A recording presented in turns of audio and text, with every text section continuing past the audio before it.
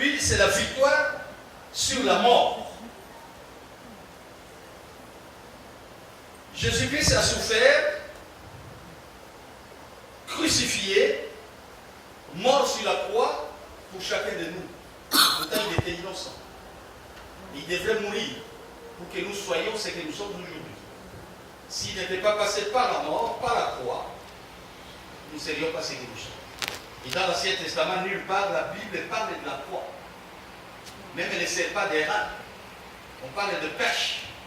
Mais la croix n'est citée que dans le Nouveau Testament. Et il devait passer par là. Et Galates chapitre 3, verset 13 dit, quiconque est mort sur la croix est maudit. Et Christ est mort sur la croix. Non pas pour qu'il soit maudit, il n'est pas maudit, mais c'est pour qu'il porte sur lui nos malédictions, afin que nos malédictions deviennent bénédictions. Donc Christ ne peut pas être maudit. Et aujourd'hui, le texte de base, celui que je vous ai donné, Marc 16, 1 à 10, la résurrection aujourd'hui met fin à tes pleurs. C'est le thème d'aujourd'hui. La résurrection met fin à tes pleurs. Nous allons mettre l'accent sur l'amour aussi. Jésus-Christ est le modèle d'un amour expressif, un amour qu'il a exprimé sur la croix. Il est le modèle d'un amour expressif. Il est le modèle d'un amour démonstratif. Il a démontré cet amour sur la croix en acceptant de mourir. Personne ne lui a enlevé la vie, personne ne lui a ôté la vie, mais il a donné la vie. Parce qu'il dit, sa 7e phrase, il dit, je remets mon esprit. Il a donné l'esprit, on ne lui a pas arraché. Donc il a accepté de mourir pour vous et pour moi. Et il est le modèle de l'amour. Il a exprimé cet amour sur la croix. Dans ces 7 phrases que nous allons épingler vite, très rapidement, il a exprimé l'amour, il a manifesté l'amour, il a démontré cet amour sur la croix. Personne, aucun de nous ne pouvait pas accepter de monter sur la croix pour le péché des autres. Christ nous a aimé le premier d'un amour sincère. Et les 7 phrases sur la croix témoignent de cet amour. Jésus-Christ est resté sur la croix. Il est monté sur la croix à 6 heures. 6 heures à cette époque, c'est 12 heures aujourd'hui. Donc, quand la Bible donne l'heure, pour connaître l'heure d'aujourd'hui, vous regardez les sens opposés sur la montre. Si c'est 6 heures, notre heure aujourd'hui, c'est 12 heures. Si c'est 9 heures, notre heure aujourd'hui, c'est 15 heures. Alors, il est monté sur la croix à 6 heures, c'est-à-dire à 12 heures aujourd'hui. Et il est mort à 9 heures, c'est-à-dire à 15 heures aujourd'hui. Il est resté sur la croix. Il est mort, tué par les hommes et enterré. Bien-aimés, l'amour doit nous caractériser, nous qui sommes enfants de Dieu, nous qui sommes serviteurs de Dieu. Mais malheureusement, cet amour fait défaut. Dans l'Église de Dieu, nous vivons toutes sortes de querelles, de disputes s'intestines, même des empoisonnements dans l'Église de Dieu. C'est dommage. Jésus-Christ est resté sur la croix. Jusqu'à ce qu'un homme du nom de Joseph d'Arimathée, qui était un influent dans le Sanhédrin, le tribunal qui a jugé Christ, Joseph d'Arimathée était membre du Sanhédrin. Dans l'Ancien Testament, il est connu sous le nom de Rama. Le Nouveau Testament, on l'appelle Joseph d'Arimathée. L'Ancien Testament, il est connu sous le nom de Rama. Alors, c'est lui qui est allé réclamer les corps de Jésus-Christ auprès de Pilate. C'était drôle.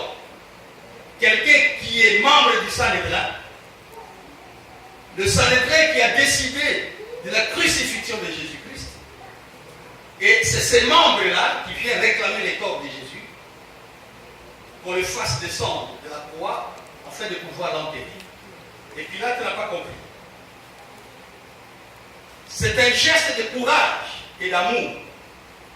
On pouvait traiter Joseph d'Arimathée de traître par les autres parce qu'il a participé en tant que membre du Sanhédrin. Mais il a pris ce courage. Nous, enfants de Dieu, nous devons avoir parfois le courage d'affronter certaines choses, certaines situations difficiles. Amen. C'était un acte d'amour. Il faut enterrer Jésus. Et c'est la tombe que lui avait achetée, la tombe qui lui était destinée, qu'il a cédée à Jésus-Christ. C'est un acte d'amour bien-aimé. Et aujourd'hui, le nom d'Arimathée est cité un peu partout en bien. Parce qu'il a posé, on oublie qu'il était membre de Sanhédrin et qu'il avait participé à la décision de la crucifixion de Jésus. Mais aujourd'hui, on parle du bien de lui. Et les femmes aussi ont exprimé le même amour à l'endroit de notre Seigneur. Elles aussi sont allées acheter des aromates pour embaumer les corps de Jésus-Christ. Malgré que la tradition juive, elle est contraire à la tradition égyptienne, les Égyptiens avaient l'habitude d'embaumer les corps. Mais chez les Hébreux, non. Ce n'était pas dans leurs habitudes d'embaumer les corps. Mais ces femmes sont allées acheter des aromates pour embaumer les corps de Jésus-Christ, afin que ces corps ne pourrissent pas, ne dégagent pas une odeur nauséabonde. Elles sont allées acheter des aromates avec leur argent. Et lorsqu'elles sont arrivées à la tombe, elles avaient des soucis. Parce que sur la tombe, il y avait une grosse pierre scellée, les sceaux des Romains. Dès qu'on touche à la pierre, on sait qu'on a touché à la pierre. Et il y avait des gardiens qui étaient là. Et ces femmes avaient des soucis. Elles sont arrivées quand même à la tombe. Et la pierre était déjà enlevée. Dieu avait envoyé quelqu'un, un ange, pour enlever la pierre. Bien-aimé, l'amour doit nous caractériser. L'amour doit être notre partage. Et la Bible dit, les grands commandements que Christ nous a laissés, c'est l'amour. Aimez-vous les uns les autres comme je vous ai aimés. Et en cela, c'est en cela qu'on saura que nous sommes serviteurs de Dieu, c'est en cela qu'on saura que nous sommes enfants de Dieu, nous sommes chrétiens. Nous devons nous aimer. Même Marie de Magdala, de qui Jésus-Christ avait fait sortir 7 démons, elle est restée reconnaissante, elle s'est associée aux autres femmes pour aller acheter des aromates. Marie de Magdala était du non. L'ingratitude ne paye pas. Dans la vie, il faut toujours être reconnaissant. Et l'apôtre Paul a compris l'essence de l'amour. Et lorsque vous lisez 1 Corinthiens chapitre 13, verset 13 seulement, la Bible nous parle de 3 vertus théologales: la foi, la charité et l'espérance. D'autres versions, la charité, on dit l'amour. Et dans ces 3 vertus théologales, il y a un seul ou une seule vertu qui est très importante et qui va rester à la fin du monde. Vous pouvez prophétiser, vous pouvez parler en langue, vous pouvez vous ouvrir le ventre comme les Japonais disent, faire les harakiri. Prenez les boutons, vous ouvrez le ventre. Mais si vous n'avez pas l'amour, c'est rien. Et les 3 vertus théologales, espérance, foi et charité ou l'amour, la Bible dit, de ces 3 choses, la plus grande, c'est l'amour ou la charité. Celui qui n'a pas l'amour, en tout cas, qui ne se disent pas serviteurs de Dieu ou enfants de Dieu. Et les femmes, malgré leurs occupations en tant que ménagères, elles se sont mobilisées. N'en déplaise à ceux qui ne veulent pas voir les femmes servir Dieu. Dieu utilise plus les femmes que les hommes. Lisez la Bible. Les gens, les personnes qui ont les dons de prophétie, de parler en langue, les femmes ont ces dons plus que les hommes. Et Dieu utilise aussi les femmes. Et ces femmes ont montré leur attachement. Parce que les femmes ont ce qu'on appelle les fibres maternelles que nous les hommes nous n'avons pas. Les femmes sont très sensibles que les hommes. Christ est mort. Les autres femmes ont accompagné Marie. Elles n'ont pas laissé Marie seule. Elles ont accompagné Marie. Elles ont pleuré. Elles avaient la douleur. La mort, c'est un événement qui ne réjouit pas, mais c'est un événement qui attriste. Et toutes étaient tristes.